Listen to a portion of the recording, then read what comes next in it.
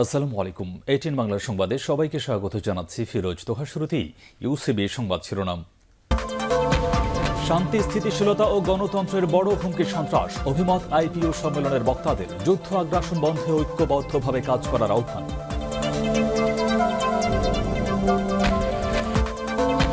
ময়মনসিংহে জঙ্গি আস্তানায় পুলিশের অভিযানে মেডিকেল ছাত্রসহ আটক 7। মৌলভীবাজারে নিহত 7 জঙ্গির লাশ নেবে না স্বজনরা।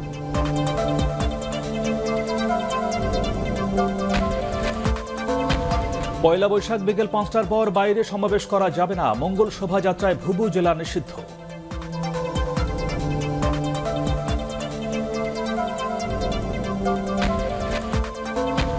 এবং জাতীয় চলচ্চিত্র নীতিমালার খসড়া মন্ত্রিসভায় অনুমোদন। চলচ্চিত্র শিল্পকে বাঁচাতে পাইরেসি বন্ধ ও বিনিয়োগ বাড়ানোর দাবি শিল্পীদের।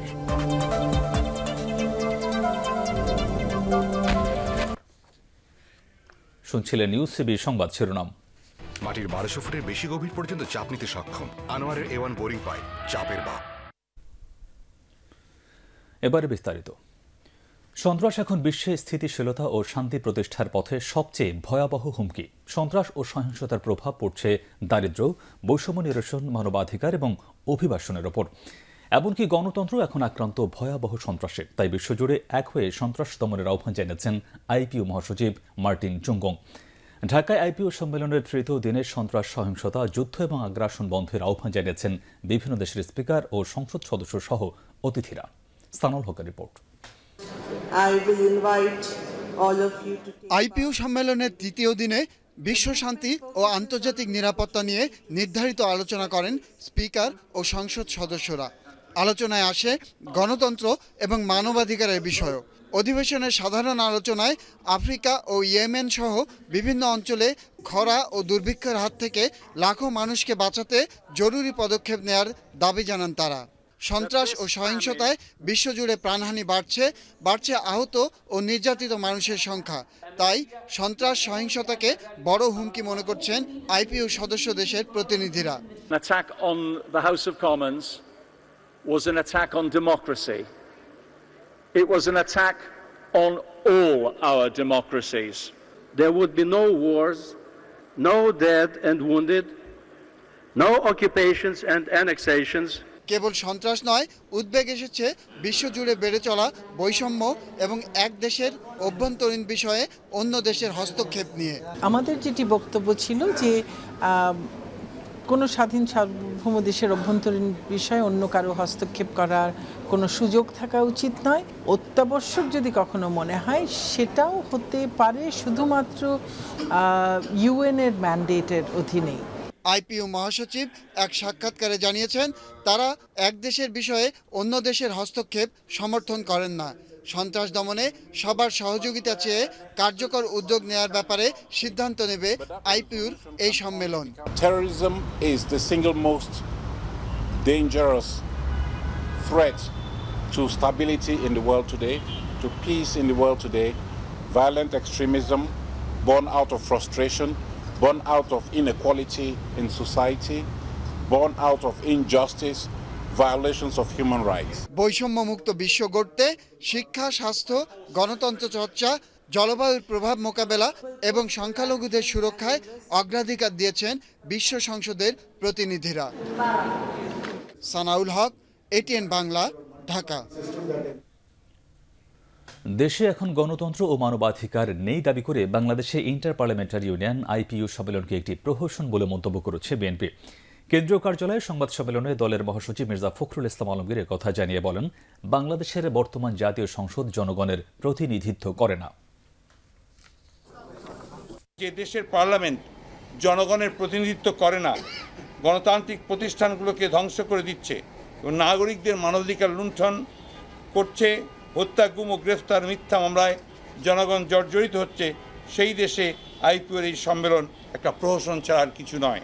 আইপিইউ সদস্যদের প্রতি আমাদের আহ্বান থাকবে তারা যেন বাংলাদেশে অংশগ্রহণমূলক নির্বাচনের মাধ্যমে প্রতিনিধিত্বকারী সংসদীয় ব্যবস্থা গড়ে তুলতে নৈতিক অবস্থান গ্রহণ করেন। সিলেট, মৌলভীবাজার ও কুমিল্লায় জঙ্গি অভিযানের পর ময়মনসিংহের কালীবাড়ি এলাকা থেকে 7 জঙ্গি আটক হয়েছে। তাদের কাছ থেকে বোমা তৈরির সরঞ্জাম, জিহাদি বই ও গুরুত্বপূর্ণ নথিপত্র উদ্ধার করেছে পুলিশ ও র্যাব সদস্যরা। এদিকে মৌলভীবাজারের নাসিরপুরে আইনশৃঙ্খলা বাহিনীর অভিযানে নিহত 7 জঙ্গির মরদেহ শনাক্তের পর তা গ্রহণে অসম্মতি জানিয়েছেন স্বজনরা।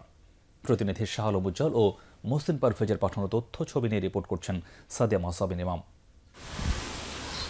দুপুরে র্যাব ও পুলিশ ময়মনসিংহের কালীবাড়ির ওই বাসাটি ঘিরে অভিযান শুরু করে। প্রথমে জঙ্গিদের আত্মসমর্পণের আহ্বান জানানো হলেও কোনো সাড়া না পেয়ে বিভিন্ন কক্ষের দরজা ভেঙে ভেতরে প্রবেশ করে আইনশৃঙ্খলা বাহিনী। জঙ্গিরা প্রতিরোধের চেষ্টা করলেও র্যাব ও পুলিশের উপস্থিতিতে তারা পালাতে পারেনি। পুলিশ সুপার সৈয়দ নুরুল ইসলাম তাদের পরিচয় জানিয়েছেন, আটককৃতরা সবাই ময়মনসিংহ ও নেত্রকোনার। এর মধ্যে ময়মনসিংহের হালুয়াঘাট উপজেলার 2 জন, ধোবাউড়ার 1 জন, নেত্রকোনার 4 জন। 4 মাস আগে তারা ওই বাড়ি ভাড়া নিয়েছিল। 7 জন লোককে পেয়েছি, তাদেরকে আমরা জিজ্ঞাসাবাদ করছি।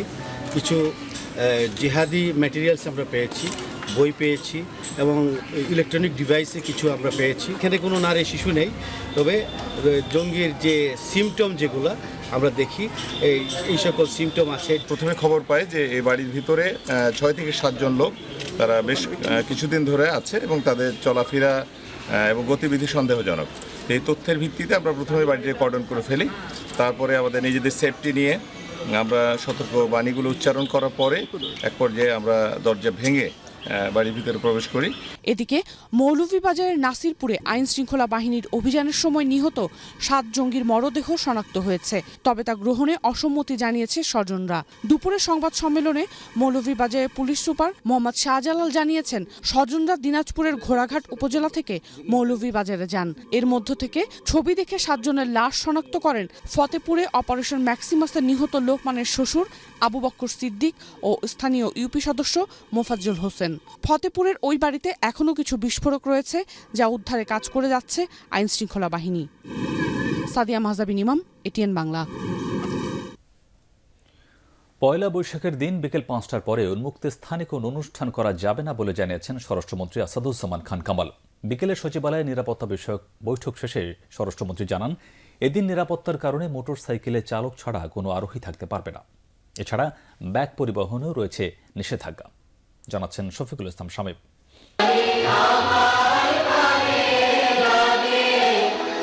পয়লা বৈশাখ বাঙালির সার্বজনীন উৎসব। এর মধ্যে বাঙালির প্রাণের এই উৎসবে মঙ্গল শোভাযাত্রা পেয়েছে ইউনেস্কোর সাংস্কৃতিক ঐতিহ্যের স্বীকৃতি। দেশবাসী যাতে নির্বিঘ্নে এই উৎসব পালন করতে পারে, এজন্য কিছু সিদ্ধান্ত গ্রহণ করেছে স্বরাষ্ট্র মন্ত্রণালয়। সোমবার বিকেলে স্বরাষ্ট্র মন্ত্রণালয়ের সভাকক্ষে অনুষ্ঠিত আইনশৃঙ্খলা রক্ষাকারী বাহিনীর প্রধান ও বিভিন্ন প্রতিষ্ঠানের প্রতিনিধিদের সাথে বৈঠকে ভুবুজেলা বাজানো সম্পূর্ণ নিষেধ করা সহ বেশ কিছু সিদ্ধান্তের কথা জানানো হয়। 5টার পরে উন্মুক্ত স্থানে আমরা কোনো অনুষ্ঠান না করার জন্য আমরা বিশেষ অনুরোধ রাখছি। আমরা পয়লা বৈশাখে 1 জনের বেশি আরোহীকে মোটরসাইকেলে চলতে আমরা দেব না। ইপটিজিং রোধে সিসি ক্যামেরা থাকবে গুরুত্বপূর্ণ স্থানগুলোতে। এছাড়া রমনা বটমূলে, ঢাকা বিশ্ববিদ্যালয় এলাকা ও ধানমন্ডির রবীন্দ্র সরোবরে থাকবে বিশেষ নিরাপত্তা ব্যবস্থা। যাতে এই ইপটিজিং না করতে পারে, এটার প্রতিরোধ করার জন্য আমরা সিসিটিভি ক্যামেরা আমরা বসাবো। ওয়াচ টাওয়ার সহ এবং বিভিন্ন সাদা পোশাকে গোয়েন্দারা থাকবে। বৈঠকের সিদ্ধান্ত অনুযায়ী মাঝপথে কেউ মঙ্গল শোভাযাত্রায় ঢুকতে পারবে না বলেও জানান স্বরাষ্ট্রমন্ত্রী। শফিকুল ইসলাম শামীম, এটিএন বাংলা, ঢাকা। জামায়াত নেতা দেলোয়ার হোসেন সাঈদের যুদ্ধাপরাধের মামলার চূড়ান্ত বিচার কার্যক্রম শেষ পর্যায়ে। আপিল বিভাগের দেয়া আমৃত্যু কারাদণ্ডের বিরুদ্ধে রাষ্ট্রপক্ষের রিভিউ আবেদনের শুনানি হতে পারে বৃহস্পতিবার। শুনানি হবে প্রধান বিচারপতি সুরেন্দ্র কুমার সিনহা নেতৃত্বাধীন 4 বিচারপতির আপিল বেঞ্চে। ওই দিনই এর নিষ্পত্তি হতে পারে বলে জানিয়েছেন অ্যাটর্নি জেনারেল মাহবুবে আলম। স্থাবর সম্পত্তি অধিগ্রহণ ও হুকুম দখল আইন 2017 এর খসড়া এবং জাতীয় চলচ্চিত্র নীতিমালা 2017 এর খসড়া অনুমোদন দিয়েছে মন্ত্রিসভা। যৌথ প্রযোজনার চলচ্চিত্রকে উৎসাহিত করার ব্যবস্থা নেয় সিদ্ধান্ত হয়েছে। এছাড়া চলচ্চিত্র বিষয়ক জাতীয় পরামর্শ কমিটি গঠন করা হয়েছে।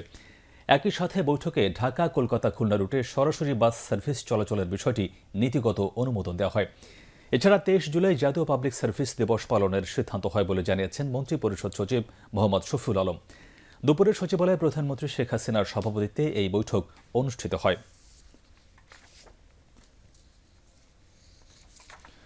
চলচ্চিত্রে পাইরেসি বন্ধ ও এই খাতে বিনিয়োগ না বাড়ালে দেশের চলচ্চিত্র শিল্পকে কোনোভাবেই বাঁচানো সম্ভব নয়। বিএফডিসিতে জাতীয় চলচ্চিত্র দিবস উপলক্ষে আয়োজিত অনুষ্ঠানে শিল্পীরা একথা জানিয়েছেন। তাদের অভিযোগ, বাংলাদেশের সীমানায় ভারতীয় চলচ্চিত্রের অবাধ অনুপ্রবেশ দেশের চলচ্চিত্রের মেরুদণ্ড ভেঙে দিচ্ছে। চলচ্চিত্রের হারানো যৌবন ফেরাতে সরকারের প্রতিশ্রুতিগুলো আলোর মুখ দেখুক, এমনটাই প্রত্যাশা অভিনেতা, কলাকুশলী সহ চলচ্চিত্র অঙ্গনের সংশ্লিষ্টদের। জাতীয় চলচ্চিত্র দিবসের নানা অনুষ্ঠানে তারা সব কথা বলেন, জানাচ্ছেন হাবিবুর রহমান অভি। চলচ্চিত্র দিবসের কর্মসূচির উদ্বোধন ঘোষণা করছি। চলচ্চিত্রকে ভালোবাসুন, হলে গিয়ে সিনেমা দেখুন, এমন প্রতিপাদ্য নিয়ে উদযাপিত হলো এবছরের জাতীয় চলচ্চিত্র দিবস। সকালে এফডিসি প্রাঙ্গণে দিনব্যাপী আয়োজন শুরু হয় বর্ণাঢ্য র্যালির মাধ্যমে। অনুষ্ঠানে অংশ নেওয়া শিল্পীরা দেশের চলচ্চিত্রের বেহাল দশার বিষয়টি স্বীকার করে নিয়ে এফডিসির উন্নয়নে সরকারের নানা কার্যকরী পদক্ষেপের প্রশংসা করেন তারা।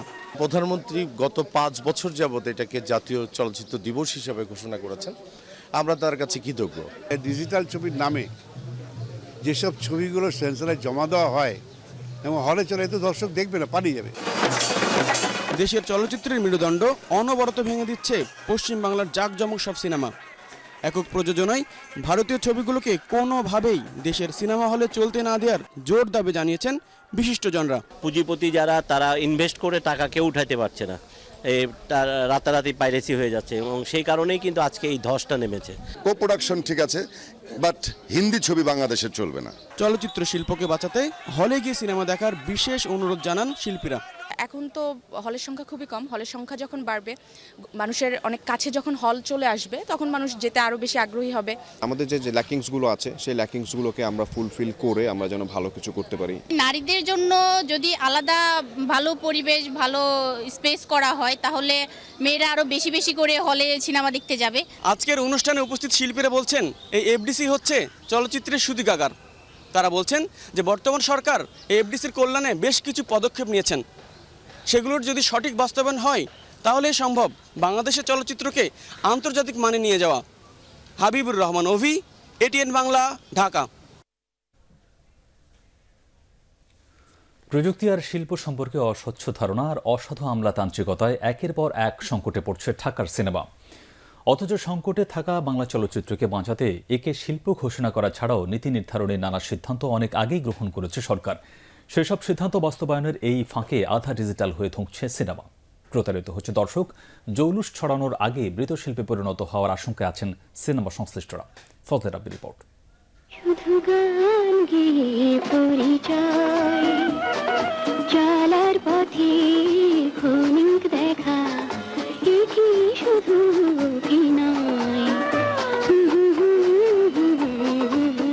ত্রিভুজ প্রেমের ছবি কাজী জহিরের অবুঝ মন মুক্তি পায় 1972-এ।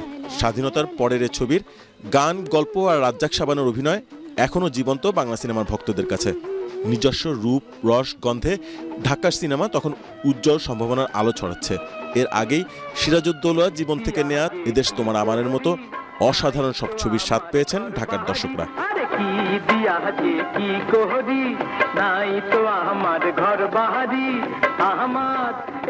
আর সবশেষ অবস্থা হচ্ছে মুখোমুখোশ।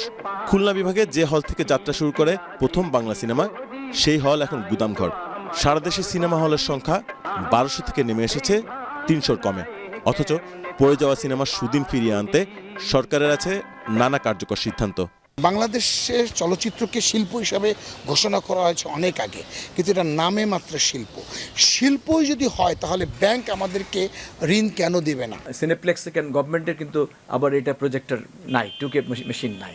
এটা আমাদের দুঃখের বিষয়। এটা আমরা অনেকবার চেষ্টা করছি গভর্নমেন্টকে কনভিন্স করার জন্য, আবার তারপরও ওই যে আপনার হয় না ব্যুরোক্রেসি, যেটা ওখানে আপনার লাগাই দেয় যে 5 জন যাবে মেশিন দেখতে।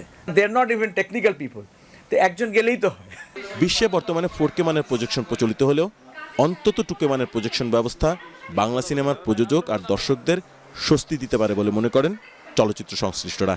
ডিজিটালের নামে খুবই সস্তা ধরেন মাল্টিমিডিয়া প্রজেক্টর দিয়ে ডিভিডিতে ট্রান্সফার করে তারপর ছবি দেখানো হচ্ছে, অথবা পেন ড্রাইভে ছবি দেখানো হচ্ছে, যেটা অত্যন্ত নিম্ন মানের, নিম্ন রেজুলেশনে। এখন যদি কেউ 2K রেজুলেশন বসাতে চায় ন্যূনতম 50টা 60টা সিনেমা হলে, এটা is a big amount of money. আজকে যদি ভালো ভালো ছবি আসে, তাহলে একে ওর বাধ্য হবে হলের মালিকরা। 1200 সিটের বিপরীতে রাজধানীর এই ঐতিহ্যবাহী সিনেমা হলে ইভিনিং শোতে দর্শক হয়েছে মাত্র 143 জন। এই হল কর্তৃপক্ষ জানালেন, এমন এক সময় গেছে একটি সিনেমা দেখার জন্য দর্শক সপ্তাহ পর সপ্তাহ, মাসের পর মাস অপেক্ষা করেছেন। চলচ্চিত্রের সেই সুদিন ফিরিয়ে আনতে বাস্তবমুখী নানা পদক্ষেপ নেওয়ার পাশাপাশি সরকারের পৃষ্ঠপোষকতার দাবি জানিয়েছেন চলচ্চিত্র সংশ্লিষ্টরা। ফজলে রাব্বি, এটিএন বাংলা, ঢাকা।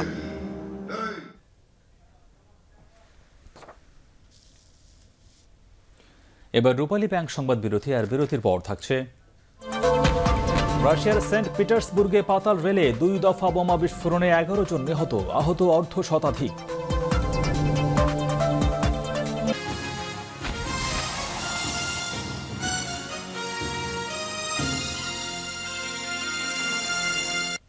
দেখছেন এটিএন বাংলা সংবাদ। এবারে মিল্ক ভিটা আন্তর্জাতিক প্রসঙ্গ।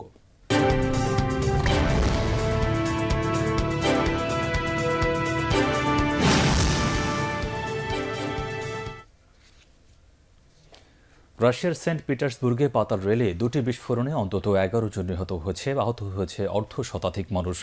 রাশিয়ার বিভিন্ন গণমাধ্যম জানিয়েছে, সিসি ক্যামেরার ফুটেজে দেখা গেছে মেট্রো রেলের স্টেশনে আকস্মিক ট্রেনের দরজার কাছে বিস্ফোরণের ঘটনা ঘটে। বিস্ফোরণের কিছুক্ষণ পর স্টেশনে বিস্ফোরক ডিভাইস পেয়েছে পুলিশ। তবে এখনও এটি নাশকতা কিনা সে বিষয়ে স্পষ্ট হওয়া যায়নি। দ্বিতীয় বিস্ফোরণটি ঘটেছে সাবওয়ের ভেতরে। আপাতত বন্ধ রাখা হয়েছে ওই রেলপথ। হতাহতের সংখ্যা বাড়ার আশঙ্কা রয়েছে।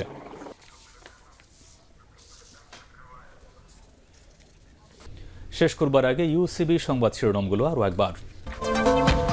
শান্তি, স্থিতিশীলতা ও গণতন্ত্রের বড় হুমকি সন্ত্রাস, অভিমত আইপিও সম্মেলনের বক্তাদের। যুদ্ধ আগ্রাসন বন্ধে ঐক্যবদ্ধভাবে কাজ করার আহ্বান।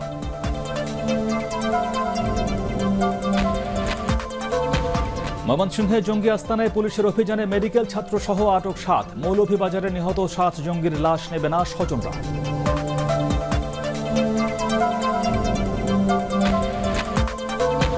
পয়লা বৈশাখ বিকেল 5টার পর বাইরে সমাবেশ করা যাবে না। মঙ্গল শোভাযাত্রায় ভুবু জেলা নিষিদ্ধ।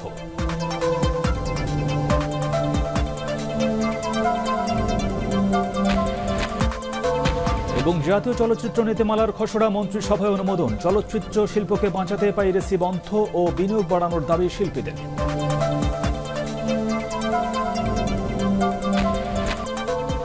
পরবর্তী সংবাদ দেখবার আমন্ত্রণ জানিয়ে এখনকার মতো শেষ করছি। ধন্যবাদ।